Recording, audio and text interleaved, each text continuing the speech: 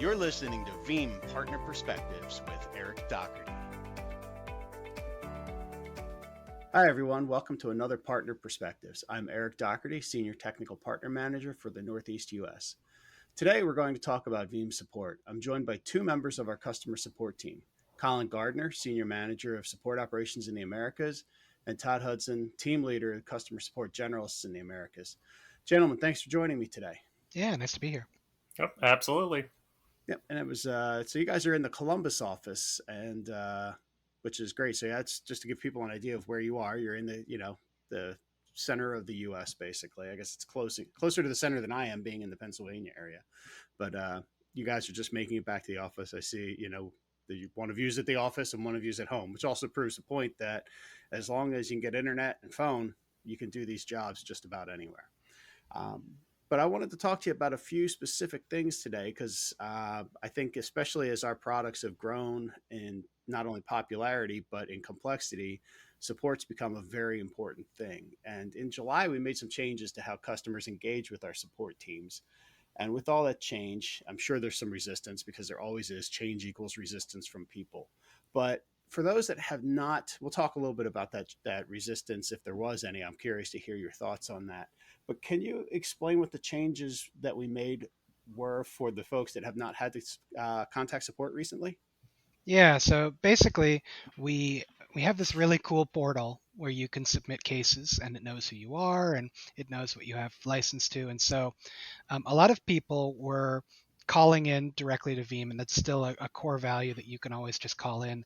But we noticed that on these phone cases, they were taking a lot longer than the portal cases.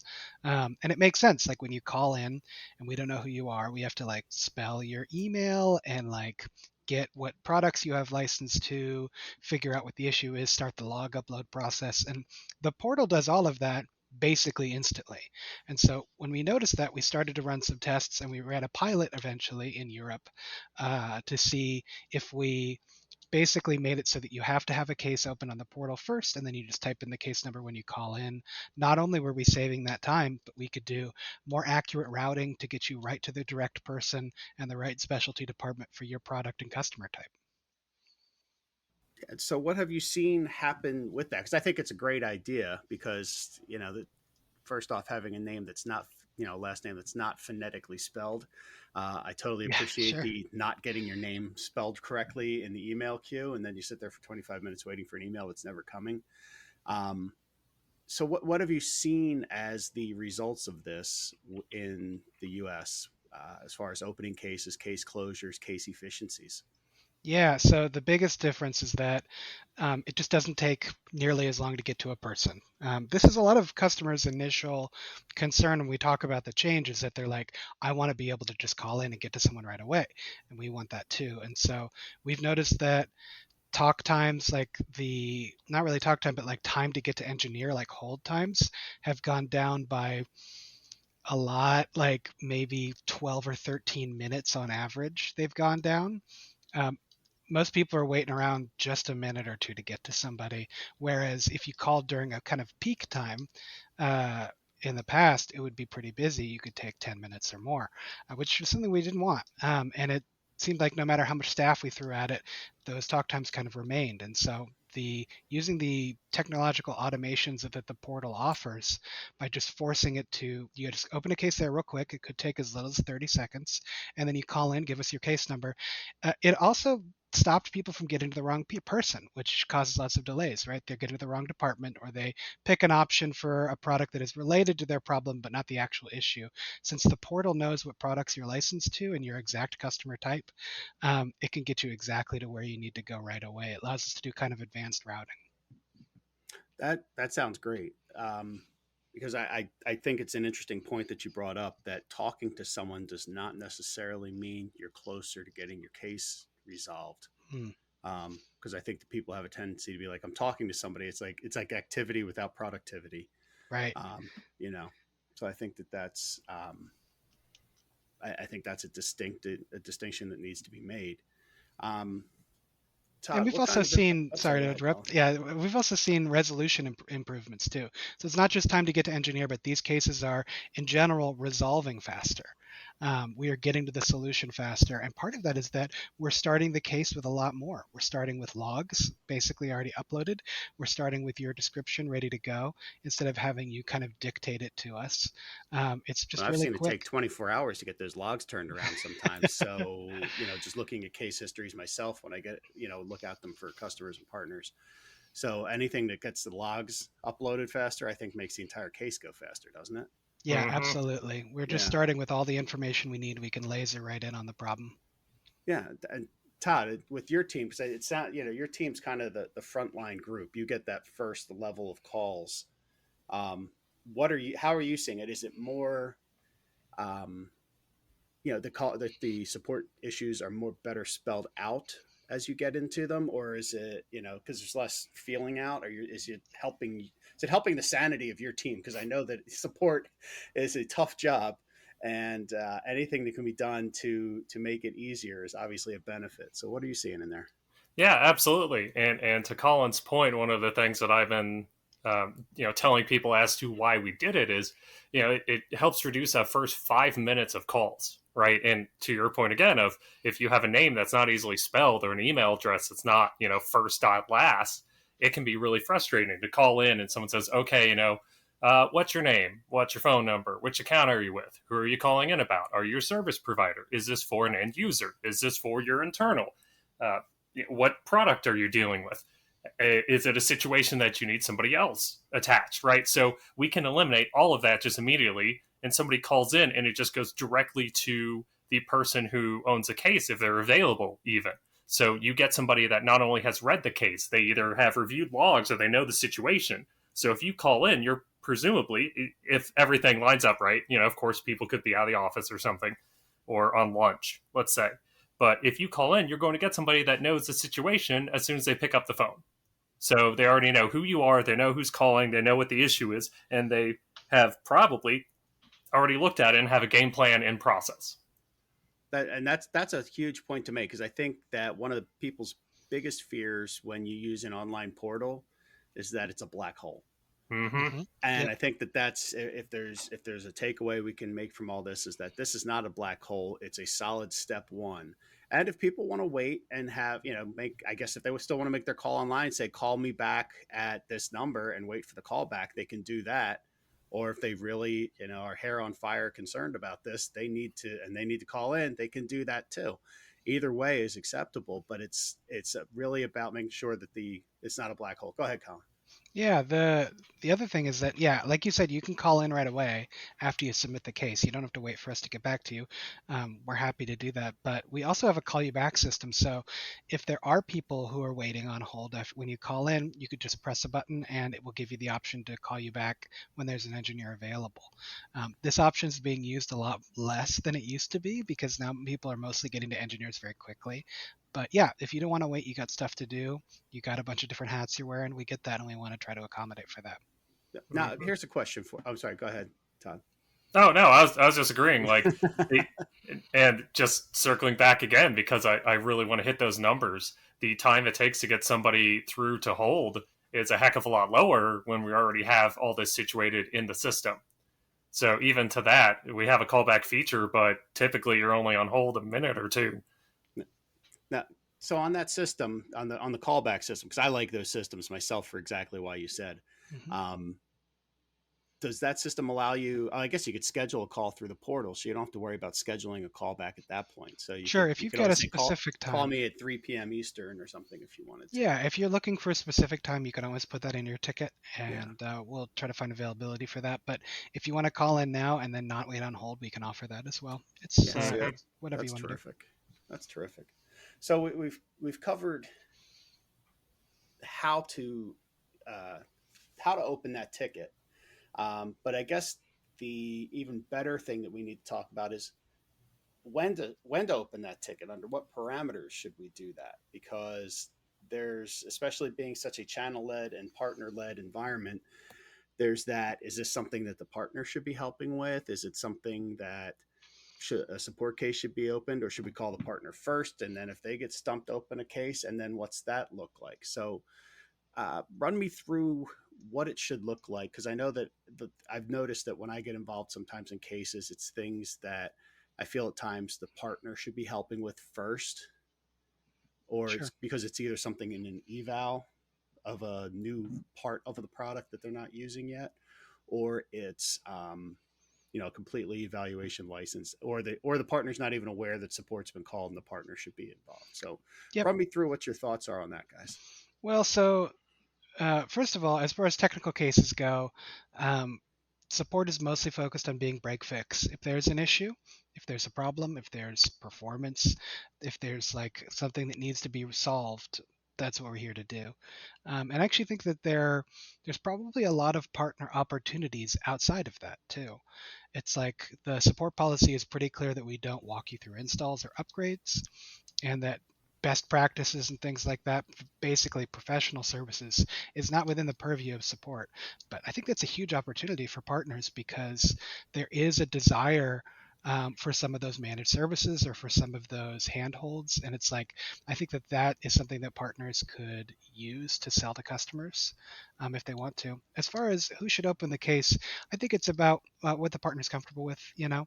It's like as long as they have direct support through us, their customers can come get support, or the partner can open it on their behalf.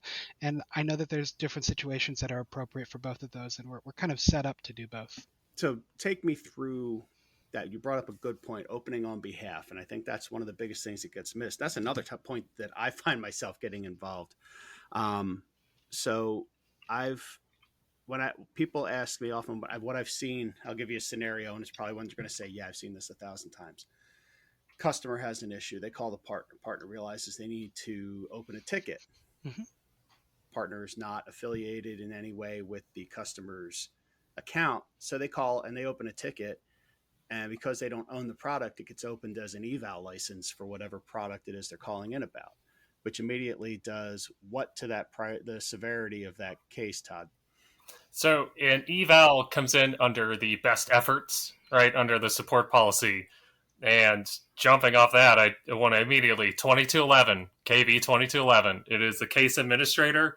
It was designed almost specifically for that situation where if you are the owner of an entitlement and you have a support partner or a service provider, somebody's acting on your behalf, you can go in there, set them up as a case admin. They can open cases in your name and off they go, right? So you can talk to your provider and say, I don't know what I'm doing. Here, I'll give you the keys to the car and you can take care of it, do everything you need to. We can even add that end user as a CC on the case, so at least they're being notified so they can be in the discussion.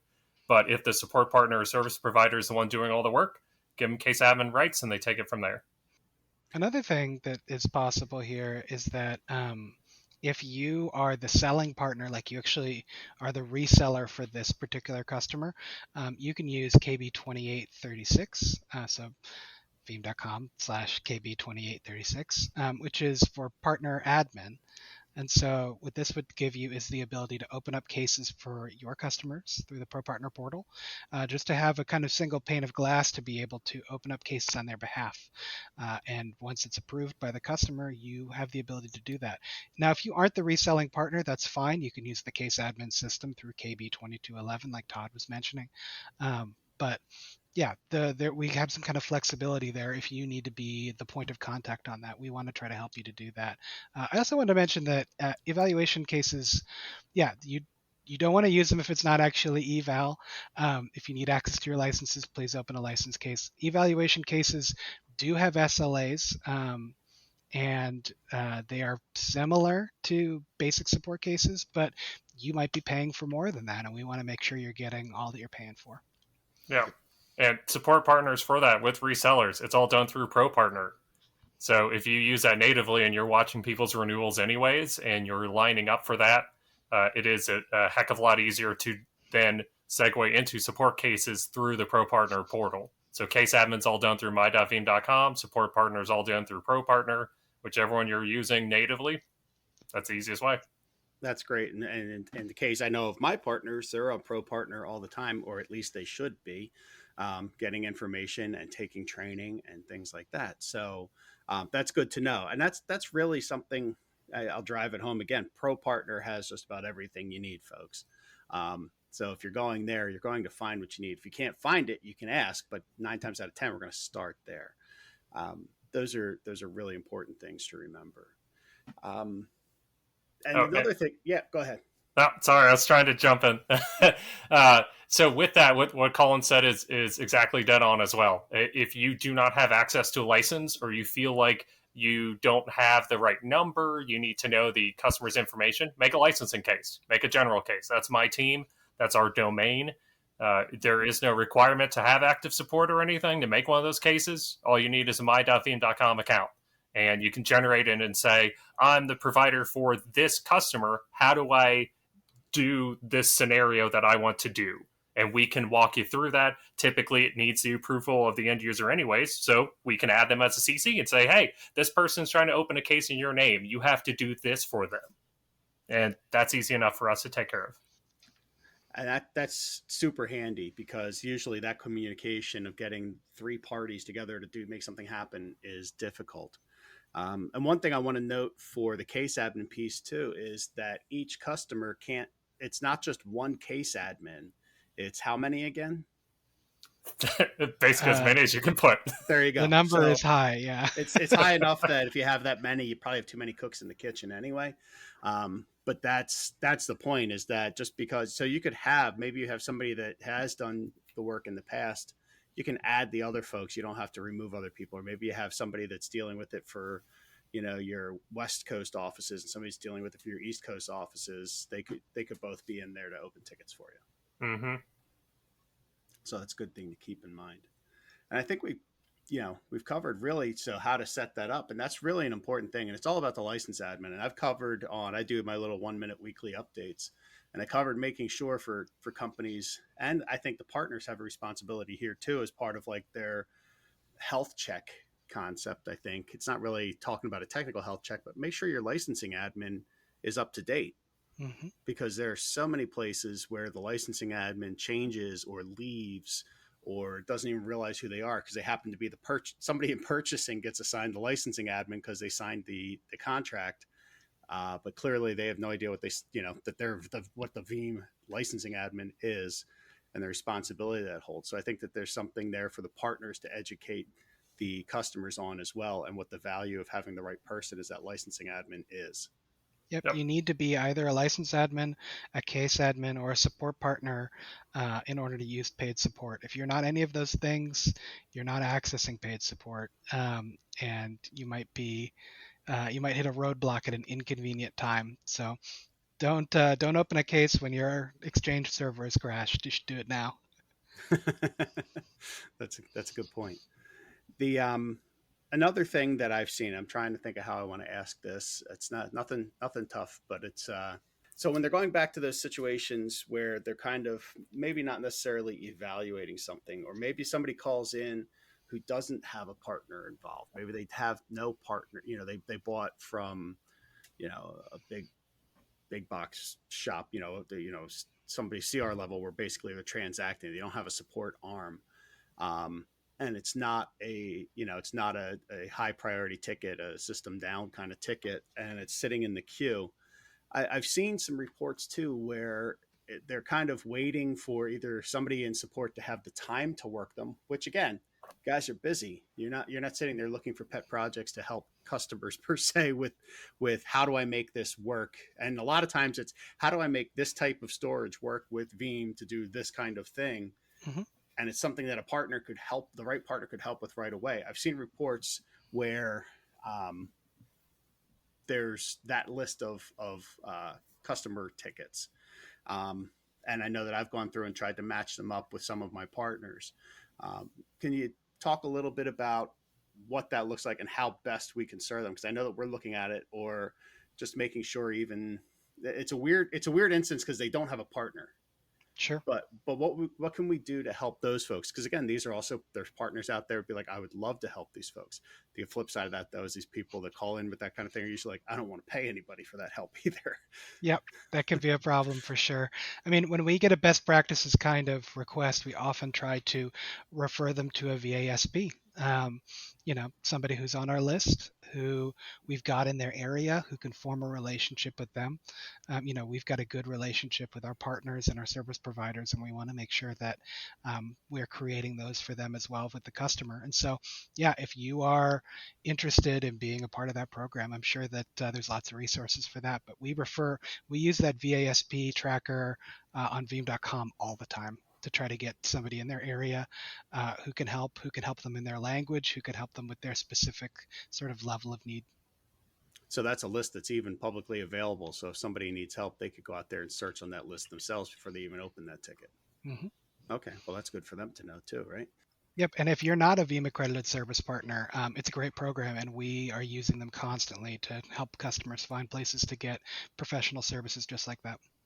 That's great. And I know some of my partners and probably several of the partners that are listening to this are VASP partners or are looking to be part of the program. It is a good program because that's something to drive home with that is that Veeam does not have a professional services arm. We have changed that into the VASP program. So a few years ago, we did have a ProServe arm. Yep. But that doesn't exist anymore because we want the channel to be working this. We want partners to be working these things. Well, and we just found that there's so much about, especially like even minor regionalisms, somebody who's on the ground there can just help so much better. They understand where the customer's at. They can form a relationship that really helps. I'm in the Midwest, right? And there's cows outside even right now. And that's a much different system than, somebody on the East Coast, just, a 5-hour drive away. They could have way different business culture and they want a different kind of experience when they're talking to a partner. Yep, I can relate because I live in Philadelphia area, and Western Pennsylvania is more like the Midwest than the East Coast. Yeah, it's amazing how quickly that can change. Here's a question for you, because this will probably be the last question I have for you guys. In my position, a lot of what I do is training and enablement, making sure the folks get certified.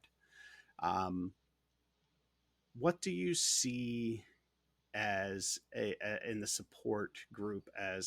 Do you have a lot of folks calling in? I'm going to make sure I word this the way I want to word it too. Folks coming in that are certified, and what kind of certified, when somebody is Veeam certified, like VMCE or above, what are those tickets like versus when you have people calling in that maybe don't have a Veeam training background? Well, first of all, VMCE recipients get to skip the line in the queue, which is cool. They get a code to give their call priority, which is exactly what we want. Often they've done a lot of the first steps anyway, so it just makes sense to move them to the front of the line. But the other thing about it is that it feels more collaborative. We know that these people have already tried the silly stuff that we are happy to go through with other customers, but we know that those have already been done. And so I would say that, yeah, the tickets that we get from VMCEs in general, we're talking about more complicated things, integrations between different hardware vendors and things like that. We're talking about deeper configurations. I was talking to somebody the other day who needed a version of their reporting server. They needed a backup of it every 20 minutes going back 5 years. And it's like for like legal reasons, their legal department had told them that's what they need for this one VM. And it's like, that's a really unique need that has a really unique configuration to it. And so we are happy to help with that, but it's a higher rigor thing. And I was glad that the customer there had a VMCE that was assisting them, who was really knowledgeable about what the problem would actually require. That's what I like to hear as somebody who's out there trying to promote people getting certified. I definitely want to hear that, it reduces support times. That's good on the customer side and it's good on the partner side. And not only reducing the times, but like you said, it's the quality of the call. That really makes a difference. Todd, any parting thoughts that we could leave with for the partners to make support with Veeam the best experience they could possibly have? The main thing I would mention to them is we do have a direct access link to management if they ever feel like something's not set up right or they want extra priority. If they want to make sure that they are getting their discussion heard and handled, we do have a talk to the manager button inside of my.veeam.com. They can click that. If you have a case, it lets you put in the case number. If you don't, you can still send it in. It goes to every member in the support management organization. and it is designed so that if you have a critical situation and you want to make sure, that either you have the people lined up, or if you just want to talk to management, and like Colin said, if you're dealing with something with VMware where you have a call with them, you can do a talk to the manager and say, I have a call lined up at this time. Can we make sure that we have a resource from Veeam lined up? And that way we can make sure that management's aware of it, that we have the right resource. But it just really helps that, that interlocking chain of, if you have something where you want to talk to the tier 2 management, go ahead and send that in and they can get back to you directly. And that way it really helps us keep it efficient and keep it aligned with giving the best support possible. But, we understand that customers and partners are busy too. Everyone's got tight schedules, and it helps us align resources when people need to, right? So that's an example that I saw the other day, a call with somebody, let's throw it out there like Microsoft or something. You want to make sure everyone's on the same schedule. Easiest thing to do, go in there, hit talk to a manager, connect with us. We can get back to you, make sure that the engineer is available, that we have a manager available, just keeping an eye on it.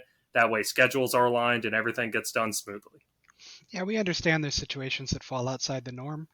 We just want to help in any way we can. So yeah, don't hesitate to talk to us if you need to. And yeah, you just need to have a my.veeam.com account and you can log in and talk to us. Perfect. Guys, I really appreciate you taking the time to speak with me today.